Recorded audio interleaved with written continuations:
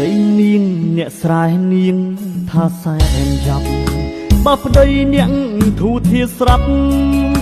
មិនចាប់នាងនឹងបានល្អមើលគ្រួសារគេជីវិតគេសែនប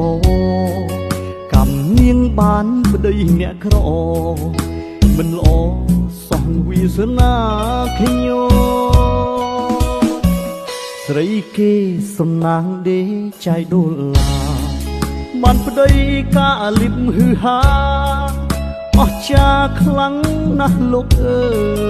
យមនុស្សស្រីដូចគ្នាវាសនាខ្ញុំគ្មានកត់ត្រើយប្តីខ្ញុំថាក្រទៅហើយព្រះអើយមិនចេះប្រកបចិត្តនាងកុំយល់ផ្ដាស់ប្តីល្អណាស់កុំប្រៀបធៀបគេប្តីក្រស្មោះសរឥតប្រែលុយកាក្រោយគេនាងកុំបែកឆ្វេងរឿងរ៉ាវគ្រួសារសូមស្រីងានាងគិតឲ្យវែងធៀបពិតជីវិតជាក់ស្ដែងគេឯងមិនលឹងគ្នាទេបងប្តីអ្នកក្រស្មោះសតួចតន់បេះដូងបងមិនលោភលន់គប់គុណចិត្តស្រីដទៃរឿងប្រៀបធៀបគេសូមមាសមេ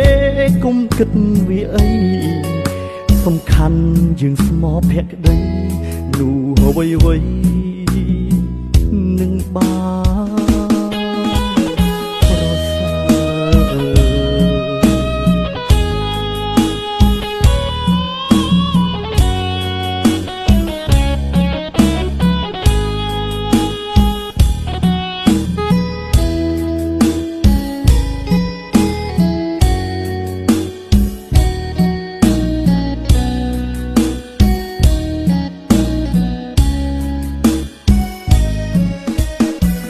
បងប្តីអ្នកក្រស្មោះ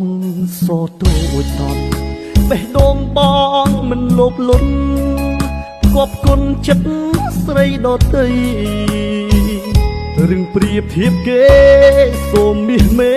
គុំគិតវាអីសំខាន់យើងស្មោភក្តីនោះអ្វី